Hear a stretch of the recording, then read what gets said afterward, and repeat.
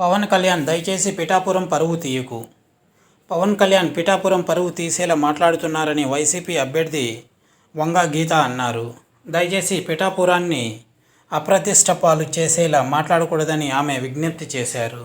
Pithapuram assembly నియోజకవర్గం నుంచి పవన్ కళ్యాణ్, వంగ గీత పోటీ చేస్తున్న సంగతి అందరికీ తెలిసిందే. కూటమి నేతలంతా కలిసి ప్రజలకు వాలంటీర్లను దూరం చేశారని, ప్రజలను చులకన చేసే విధంగా పవన్ కళ్యాణ్ డబ్బు కంటైనర్లు అంటూ మాట్లాడటం తగదని గీత అన్నారు. పిఠాపురం నియోజకవర్గానికి 25 ఏళ్లుగా ఎంతో సేవ చేశానని, ఈసారి ప్రత్యేక ఎజెండాతో ఈ నియోజకవర్గాన్ని అభివృద్ధి చేస్తానని వంగ గీత గారు అన్నారు.